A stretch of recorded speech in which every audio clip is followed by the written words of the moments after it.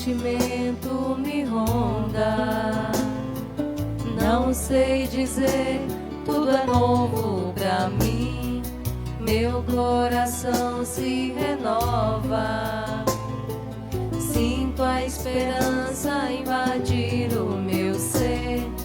Quero ser manso, ser limpo, ser justo e pobre de espírito ser. Tua palavra me sonda, me conta do reino que espera por mim. Eu te ofereço meu pranto, as dores da alma que quer renascer. Eu ouvi tua voz, teu falar me encantou. Quis seguir, caminhar, quis saber pra onde vou.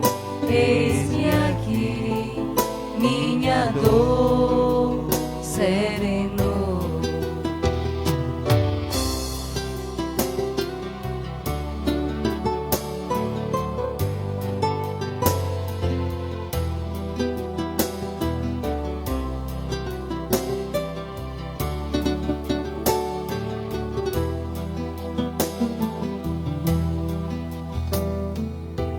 Sentimento me ronda.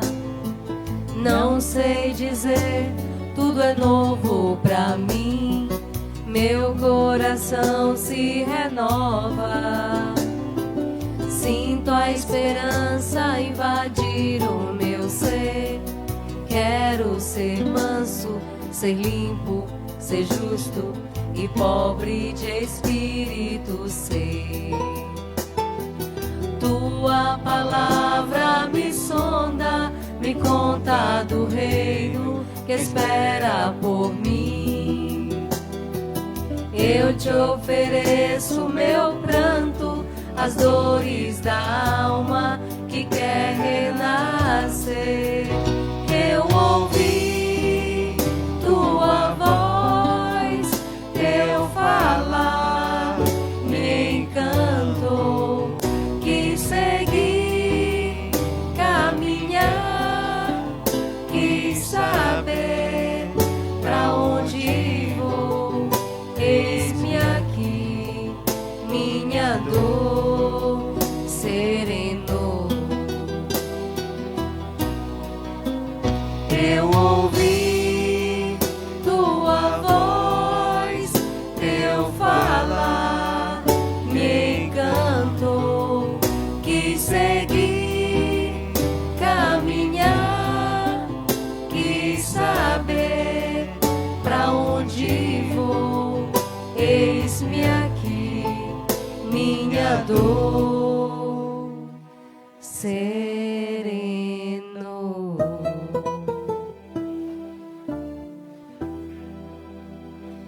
Boa noite a todos. E boa noite aos nossos irmãos que estão aqui acompanhando pelas redes sociais, aqueles que irão acompanhar pelo YouTube e os que estão acompanhando pelo Facebook. Que todos sejam bem-vindos a essa casa de amor. E nós pedimos aos nossos irmãos que curtam as lives, as palestras que acontecem nas terças-feiras e que também compartilhe com os irmãos, com os amigos, com todos os familiares, para que mais pessoas tenham acesso a esses esclarecimentos que tanto consola, que tanto esclarece os nossos corações. E o tema da fala da noite de hoje é: há muitas moradas na casa de meu pai. E é uma reflexão lindíssima, podem ter certeza, vale a pena ouvir. E quem vai proferir essa fala para nós, nessa noite de hoje, é Marcos Aurélio. Muito boa noite, meus amigos, espíritos, encarnados, desencarnados, senhoras, senhores, jovens, convidados, os amigos que nos acompanham pelas redes sociais, sejam todos bem-vindos. Agradecendo sempre a oportunidade de estar aqui nessa mesa, que é tão importante para todos nós, tanto para os que estão assistindo, como para quem está aqui conversando com vocês. É uma terapia muito importante, pode crer nisso. Então, que a espiritualidade amiga nos conduza, nos intua, para que a gente possa passar uma mensagem clara, importante para todos nós, tá bom? Bom, nosso tema: há muitas moradas na casa de meu pai. Esse tema, todo mundo já ouviu falar, porque é muito discutido dentro da doutrina, nas palestras, nos estudos, né? Nos livros da codificação, particularmente no Evangelho segundo o Espiritismo, está lá essa passagem, essa frase emblemática de Jesus, que dá título a todo um desdobramento teológico que nós vamos tentar, nessa noite de hoje, fazer uma explanação. Não vai ser muito aprofundado, mas é um passo a mais que a gente dá nesse conhecimento, nessa doutrina de fé, nessa doutrina de amor, que é o Espiritismo. Então, antes de falar do nosso tema propriamente dito, vamos localizá-lo. A gente vai encontrar esse assunto, essa passagem, em João, capítulo 14, versículo de 1 a 3. Uma passagem do Evangelho de Jesus. E algumas curiosidades a respeito desse Evangelho, desse texto, é que ele foi o último dos Evangelhos, vocês sabem disso. Ele já foi escrito no finalzinho do século I para o início do século II. Portanto, já bem distante, né, dos eventos que ele está tratando. Então, por isso, alguns historiadores dizem que ele é muito diferente, pouco diferente dos outros evangelhos, que são chamados sinóticos, porque eles têm mais pontos em comum. O evangelho de João é mais diferentão, porque ele tinha um objetivo bem específico, que era através dos seus textos, né, dos seus escritos, exaltar de forma muito positiva Jesus como Cristo. Então, dos evangelistas, foi o que mais se preocupou em mostrar um Jesus Cristo, um Jesus Filho de Deus, a natureza divina de Jesus, o Salvador. Então, ele se voltou muito para essa questão. Por isso também se diz que esse evangelho, ele foi um dos mais utilizados pela igreja primitiva, que parece até que ele foi feito para isso, com esse objetivo, com esse destino. A igreja que estava se formando, ou igrejas mesmo, porque eram muitas comunidades e bem diferentes umas das outras. O que elas tinham em comum era Jesus. Mas haviam muitas diferenças. Então, o Evangelho de Jesus, segundo João, segundo os próprios historiadores, teólogos, ele tinha esse objetivo: cristianizar Jesus. Muito bem. Agora o tema, sobre o tema. Esse tema, como eu já falei no início, é muito conhecido nosso, da doutrina, tá? E lembrando que o livro que Kardec escreveu, que foi exatamente esse Evangelho segundo o Espiritismo, é o livro que vai dar sustentação teológica à doutrina espírita. Por quê? Porque a gente tem que lembrar, se vocês não sabem, isso que eu vou dizer está lá nas obras básicas, mas está também naqueles livros do ESD. Por isso que o estudo é importante, né? O ESD, o estudo sistematizado da doutrina espírita, está lá explicando que o espiritismo ele se apoia num tripé. Um tripé. Qual seria esse tripé? Esses 3 sustentáculos da doutrina. Então teríamos primeiro o aspecto científico. Por que científico? Porque Allan Kardec fez todo um trabalho de pesquisa, todo um trabalho de investigação com base no método científico. Não foi à toa que ele fez. Não foi da cabeça dele que ele começou a escrever, ou simplesmente os espíritos superiores começaram a ditar. Não, teve todo um trabalho para que fosse dado crédito àqueles textos, aquelas obras. Então, isso é a parte científica. O método científico que ele usou, o positivismo, inclusive, que era um método comum na época, lá no século XIX. O outro aspecto, o outro ponto de apoio, que são 3, né? É o filosófico. Então, o espiritismo também é uma filosofia, é uma ciência e uma filosofia. Mas por que filosofia? Porque aí já vai entrar a questão das reflexões morais. A filosofia, ela engendra, quer dizer, ela dá início a um pensamento. Inclusive, todas as ciências começaram primeiro com uma filosofia. Então, a filosofia é importante porque ela vai fazer essa ponte de ligação entre o aspecto científico e o terceiro aspecto, que é o aspecto religioso. E aí alguns, eu já ouvi isso, não gosto muito de ouvir de espíritas, mas eu já ouvi de alguns, dizendo, espiritismo não é religião, não, é ciência, é filosofia, não é religião. Está errado.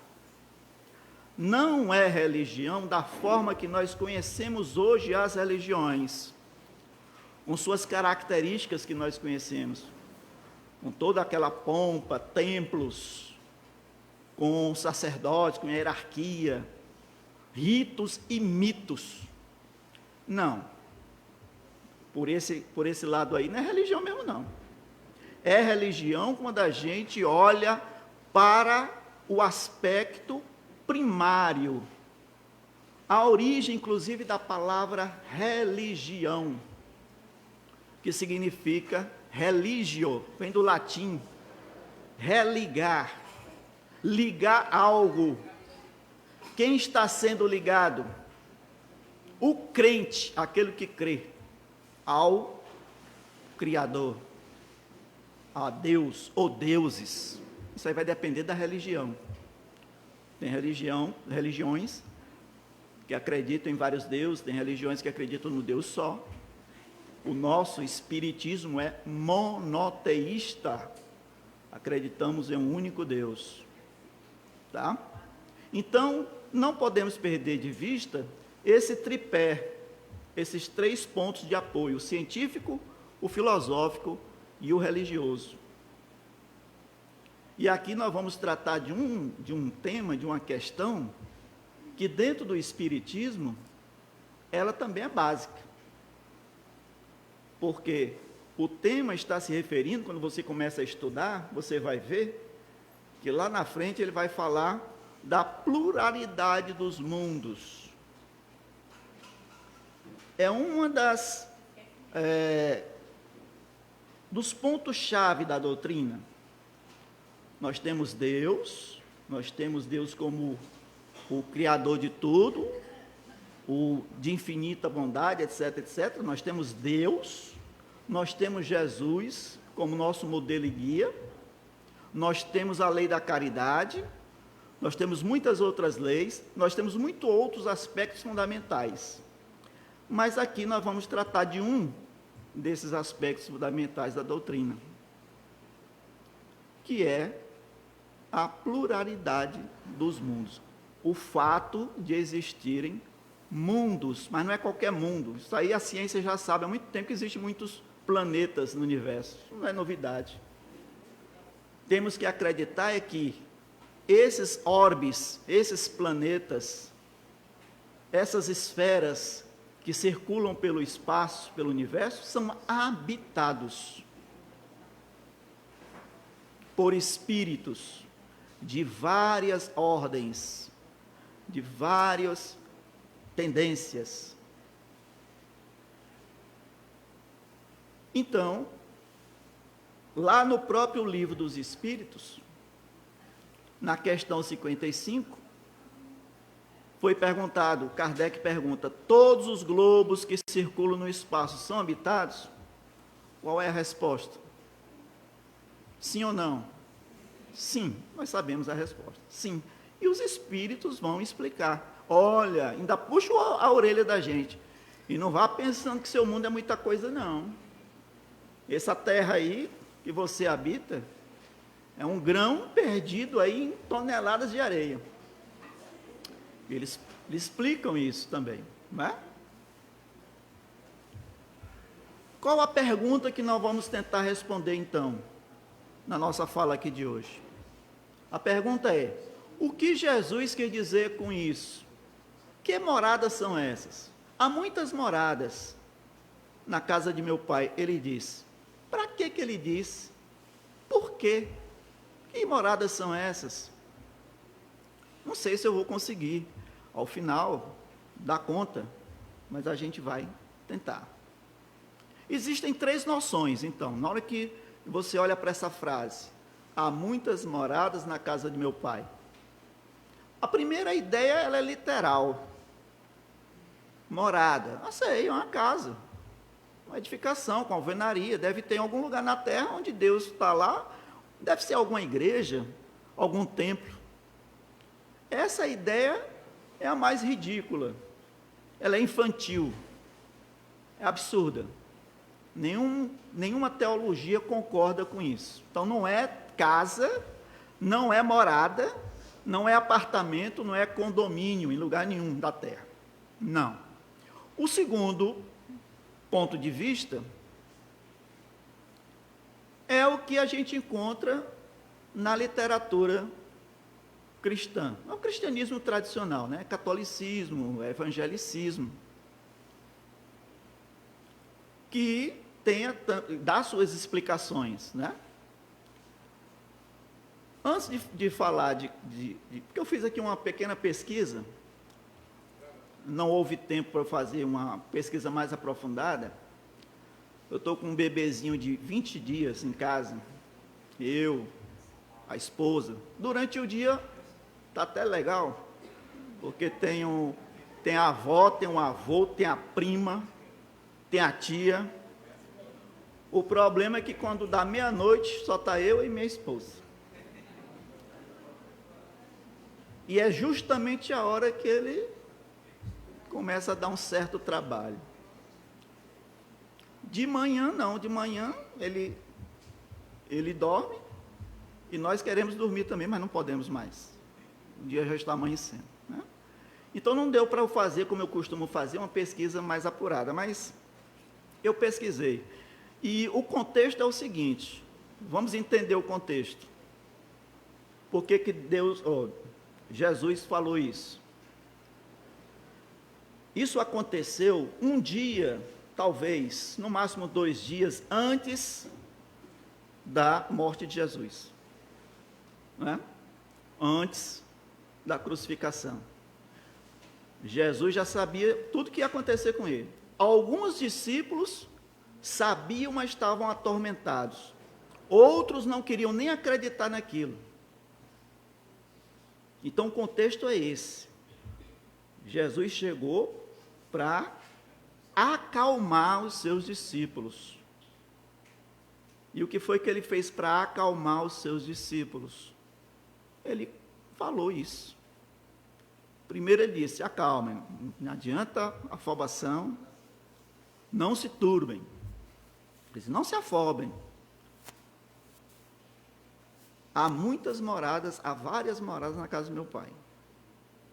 E eu vou na frente, já disse isso, eu vou preparar o lugar e volto para chamá-los. Vocês vão estar comigo nessas moradas. Então foi a forma que Jesus encontrou para acalmar os seus companheiros, os seus discípulos, os seus apóstolos. Aí eu saí pesquisando como isso era interpretado por alguns sites. Fiz uma pesquisa na internet, não dava tempo de fazer outra coisa. E vi algumas citações, tirei aqui para vocês me permitam ler. Cada membro da igreja é uma morada, um aposento da casa de Deus. As moradas da casa do meu pai são todas as pessoas que amam o Senhor Jesus. Eu tirei essa citação de um site chamado Gospel, não sei se vocês conhecem. Ele é evangélico. Então aí ele está dizendo que essa morada são as próprias pessoas, o que vai até coincidir com o que o Espiritismo também diz lá na frente. Coincidir, não é exatamente isso, mas é muito parecido. Outro, não é tanto um lugar pré-fixado de que Cristo nos prepara, quer dizer, está dizendo que não é um lugar pré-fixado, não. Mas uma relação de amor filial com Deus, é outro raciocínio. Então essas moradas seriam essa relação das pessoas com Deus. Esse aí está num site chamado Canção Nova, esse é católico.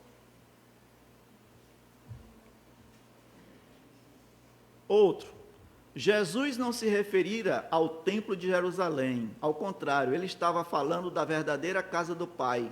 Essa casa não é terrena, mas celestial, é o lugar de habitação de Deus que está nos céus. Jesus está transmitindo a ideia de que no lugar para onde ele vai, isto é, junto ao Pai, há lugar não apenas para ele, mas para todos aqueles que creem nele. Aqui a ideia já é um lugar no céu, em que Jesus vai levar não só os discípulos, não só os apóstolos, mas todos aqueles que creem nele. Então já é algo mais circunscrito, já sai um pouco da abstração, né, das colocações primeiras. Bom, de maneira geral, o que eu percebi? O que nós podemos perceber? Que dentro do cristianismo tradicional se fala em moradas espirituais, se fala no céu, no lugar para eleitos, para justos, para a igreja. Então essa seria a ideia geral dentro da perspectiva do cristianismo tradicional. Eu chamo de cristianismo tradicional porque o espiritismo também é cristão. Tá? Então a gente separou um pouco aí. Qual é o problema dessas noções? O problema dessas noções são exatamente esses conceitos. Céu, o que é o céu? Que céu é esse? Quem são esses salvos? Quem é essa igreja? Quem são esses eleitos? Então teria que se discutir esses conceitos. Agora, na visão espírita, vamos agora para o nosso caso. E aí a pesquisa foi feita, logicamente, nos livros da doutrina. Livro dos Espíritos, né? O Evangelho segundo o Espiritismo, os livros, como eu falei ainda há pouco, que são estudados aqui na casa, no ESD, volto a enfatizar a importância desse estudo. Bom, com base nesses livros, nós temos 3 ordens de ideias. 3 ordens. A primeira é exatamente aquela que eu falei, que eu citei, da pluralidade dos mundos habitados no universo. Então, a primeira ideia que se tem dentro do Espiritismo é que a morada, essas moradas, estão no universo, que é a grande casa. O universo é a casa de Deus, o universo todo. Só que no universo tem infinitos orbes, infinitos planetas, não se sabe a quantidade. Então, aí estão as moradas. É uma visão material. A morada, ela é o planeta, lá está lá, físico. Mas não tem só essa visão. Eu falei de 3, essa é a primeira. A segunda visão, a segunda ideia, é que essas moradas teriam a ver com os níveis ou graus evolutivos das pessoas. Então, as moradas seriam os espíritos de acordo com sua evolução. Independente do plano onde se esteja. Encarnado, desencarnado, na Terra. É você. Cada espírito. Então, se nós somos morada, segundo essa visão, o que nós estamos abrigando? O que tem dentro da nossa morada? Nós somos a morada, ok. E o que essa morada protege, guarda, abriga? É o ódio? É a vingança? É o desrespeito? É a intolerância? É a maledicência? Ou é o amor? Ou é o trabalho digno? Ou é a caridade? Vai depender de cada um. Cada morada, você é uma morada. Dentro de você tem o que está dentro da morada. Cabe reflexão agora dentro de cada um. Que tipo de morada sou eu? O que eu abrigo? O que eu edifico? Será que eu sou do tipo que qualquer coisinha já fico zangado, já desço do salto, como se diz? Ou será que eu estou buscando minha tranquilidade, minha paz, minha calma? Cada um vai edificar a sua morada. Mas ainda tem um terceiro, aliás, né? Falei de 2, um terceiro ponto de vista, uma terceira ideia. Essas moradas seriam regiões ou esferas vibracionais. Nós estamos aqui encarnados, vamos desencarnar mais cedo ou mais tarde. E aí nosso espírito vai para um determinado lugar, para um plano, para uma região vibratória, de acordo também com cada um, de acordo com a moral de cada um. E aí, a gente lembra de alguns exemplos, de alguns casos. Será que eu vou para um umbral? Será que eu vou para uma colônia? Geralmente as pessoas já querem ir para a colônia, de preferência nosso lar, né? Mas a realidade pode ser outra, muito diferente. Então, existem essas moradas, que vai depender também do que fizemos enquanto encarnados. Então, aí estão os 3 ordens de ideias. Qual é a dessas ideias? A que foi desenvolvida mais detalhadamente, pelo menos no Livro dos Espíritos. Aliás, mais ainda no Evangelho segundo o Espiritismo, mas também no Livro dos Espíritos. É essa ordem, essa ideia dos mundos, habitados. Porque vai inclusive, quando eu falo Kardec, logicamente,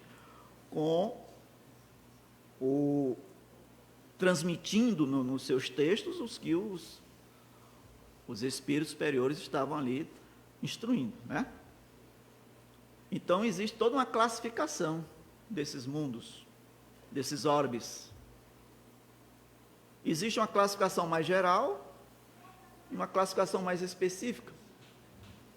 Então, dentro de uma classificação mais geral, nós teríamos os mundos inferiores, os mais atrasados, aqueles onde os espíritos estão começando a sua jornada.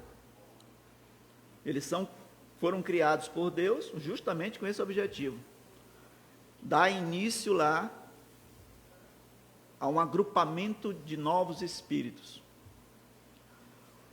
Que exatamente por isso, por esse atraso, praticamente não há vida moral, a vida é muito rudimentar, o que vale a lei bruta, né? A força bruta é a lei. Existem os mundos intermediários, que estão no meio do caminho, já não são mais primitivos, já não são mais inferiores. O bem e o mal, uma hora o bem está ali mais do que o mal, outra hora o contrário, dependendo do mundo. Porque aqui, essa classificação, os espíritos deixam também bem claro. Não é uma classificação absoluta, ela é muito relativa. Então, dentro dessa classificação aí dos mundos inferiores, existe uma infinidade deles, uns mais atrasados, mais adiantados, né? E assim acontece com os outros, as outras categorias também. E os mundos superiores? Os mundos superiores, aí é onde já vai haver uma influência quase mínima da matéria. Tá? A vida é praticamente espiritual. O pensamento é livre, a comunicação é através do pensamento. Não existe mais necessidade nem de falar, nem de andar, porque o corpo é tão leve que flutua. Uma observação dos espíritos, vou ler aqui o trechinho pequeno. A qualificação em mundos inferiores e mundos superiores é antes relativa do que absoluta. Tal mundo é inferior ou superior em relação àqueles que estão acima ou abaixo dele na escala evolutiva. Quer dizer, essa classificação ela é mais para você olhar para um planeta e vai ver quais estão acima, superiores, quais estão numa condição abaixo, inferiores. É para isso que essa classificação ela é mais utilizada. Mas tem outra classificação que é mais específica e que divide os mundos em 5 categorias. Primeira categoria, os mundos primitivos. Se você quiser saber o que é o mundo primitivo, eu já falei aqui, quando eu falei dos mundos inferiores, ele tem aquelas características, sem sombra de dúvida. O nosso planeta Terra, volte aí um pouco no tempo, na pré-história, ou mesmo ali nas primeiras civilizações, que vocês vão ver um mundo primitivo. Do tempo dos homens das cavernas, onde a luta diária era tremenda para comer, para sobreviver, com todas as dificuldades da falta de uma tecnologia que só foram criadas muito tempo depois. Então, o mundo primitivo. O outro tipo, a outra classificação, o mundo de expiação de provas. Vocês conhecem algum planeta que está dentro dessa classificação? Qual é o planeta? O nosso, planeta Terra. Expiação, sofrimento, provas, desafios. Lugar de espírito rebelde, não sou eu que estou dizendo, não. Está o texto. Espíritos rebeldes, submetidos a todo tipo de sofrimento, de luta. Nós sabemos, pelas notícias últimas, que o nosso planeta já está na fase de transição planetária, ou seja, já está caminhando dessa condição mais difícil de expiações, de provas, para um mundo regenerado. Existem por aí previsões bem otimistas. Eu não gosto nem de comentar, assim, de debater, isso é muito polêmico. Eu sou muito cético nesse aspecto também. Vou confessar logo que eu estou achando que 2035, 2000, é muito perto. Eu não estou vendo. Agora, tem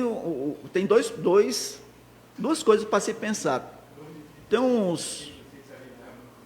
uns que defendem que o que está acontecendo agora, guerra, epidemia, já é o sinal da mudança. Tem esse ponto de vista. E tem um outro ponto de vista dizendo assim, rapaz, como é que vai regenerar desse jeito? Então, eu sou do lado cético. Bom, então, a terceira categoria vai ser justamente esse mundo de regeneração, ou mundo de regeneradores. Quais são as características desse mundo de regeneração? Você vai ter uma humanidade com menos dificuldades. É tipo uma aurora, que eu vou usar o termo que ele usou. A aurora da felicidade. Ainda não é a felicidade total, não. Só outro mundo é que vai ter a felicidade total. Mas é uma aurora, quer dizer, um preâmbulo, um início de uma felicidade. Os seres humanos vão sendo afastados mais dessas paixões desordenadas. Ainda vai ter problema? Sim, ainda vai ter problema. Ainda vai ter prova? Sim, ainda vai ter prova. Mas pelo menos você já tem uma condição em que o bem já está superando o mal, em grande escala. Então esse é o mundo de regeneração. O outro, seguinte, os mundos ditosos ou felizes.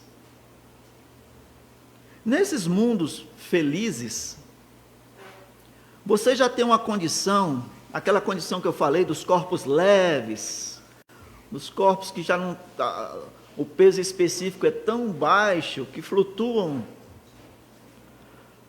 onde você tem, não tem mais doença, não há mais essa questão de doença, porque doença é do mundo de prova e expiação. Doença é coisa nossa. Doença é resultado das nossas imprudências, tanto na vida atual como nas passadas. Os nossos sentidos serão mais apurados, graus de mediunidades muito presentes, muito mais presentes. Então seria esse mundo, chamados ditosos, felizes. E por último, os mundos celestes ou divinos, que não tem o que dizer sobre ele. É onde estão os espíritos puros, os espíritos que já estão totalmente depurados.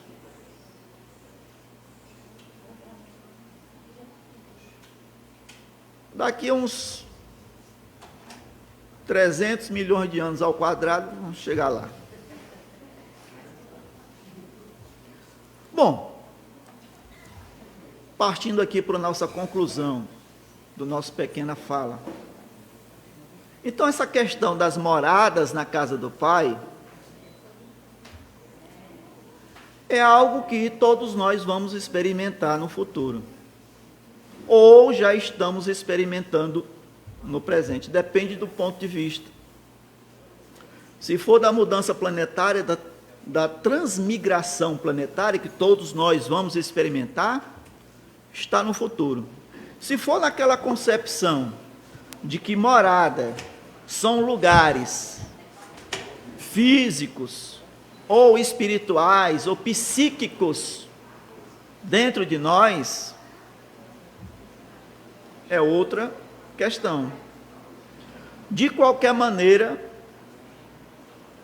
precisamos alcançar essas moradas para cumprir os nossos estágios evolutivos. Essa é a verdade. Então, Jesus nos apontou: haverá morada.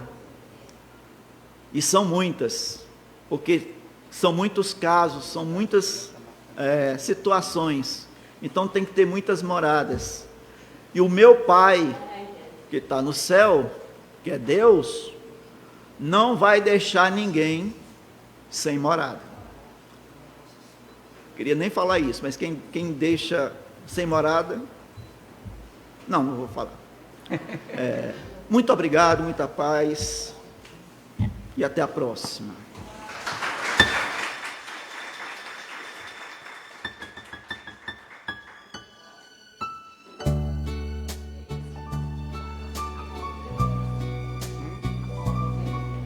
Vou fazer um arranjo diferente. Não, deixa aí. Sinto tua alma junto a mim, não te vejo e mesmo assim sinto a presença desse amor que me envolve e me invade em luz. Tuas palavras me dão paz, ouvir-te então eu sou capaz.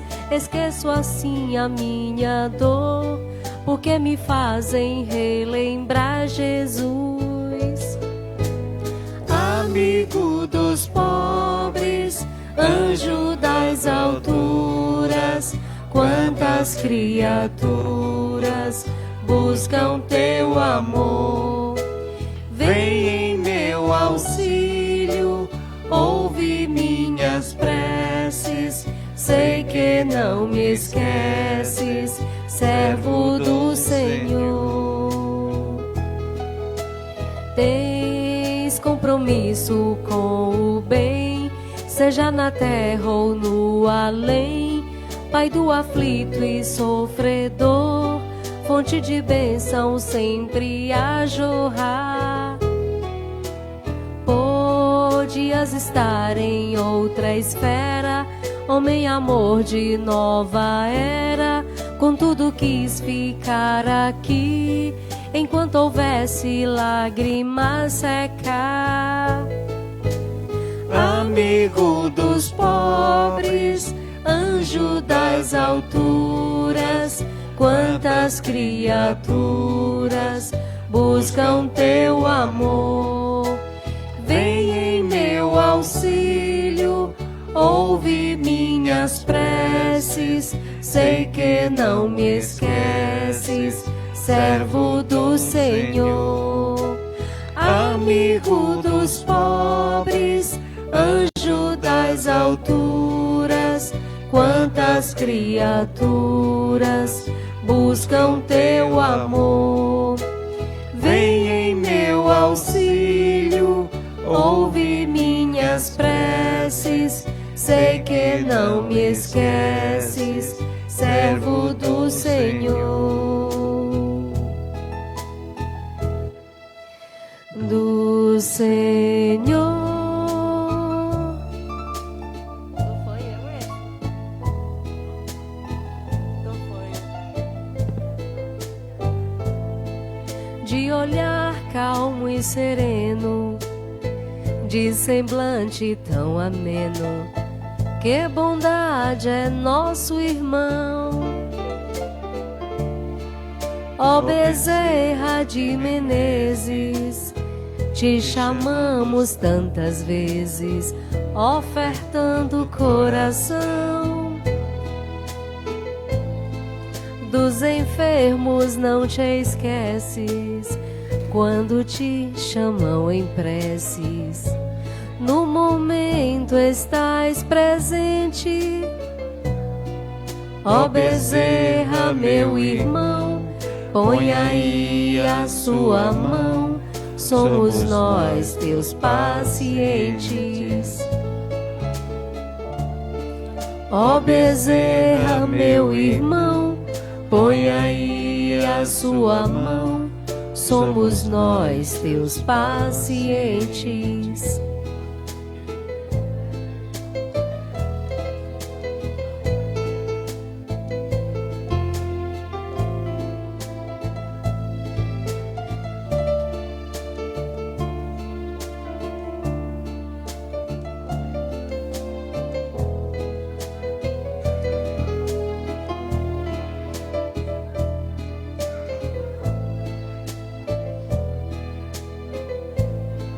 Dos enfermos não te esqueces, quando te chamam em preces, no momento estás presente.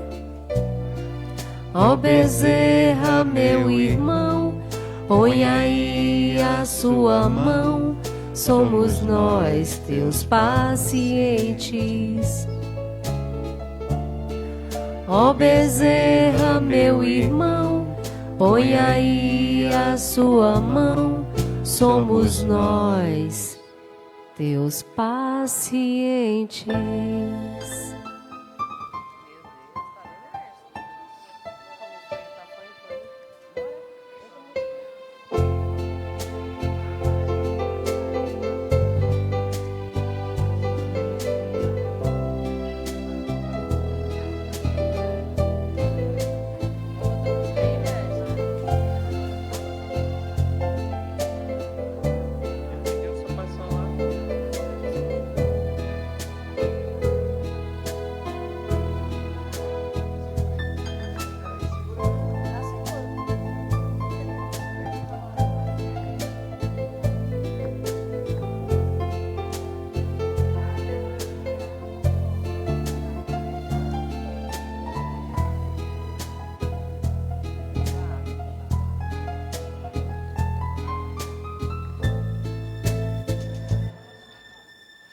Boa noite a todos. E nessa sintonia de amor, vamos serenar os nossos corações, elevar o nosso pensamento a Deus, Jesus, Maria de Nazaré e toda a espiritualidade, irmã e amiga que aqui se faz presente. Vamos agradecer a mais uma oportunidade de estarmos aqui unidos e reunidos em nome de Jesus, para aprender mais sobre as moradas da casa do Pai, sobre as palavras do Evangelho.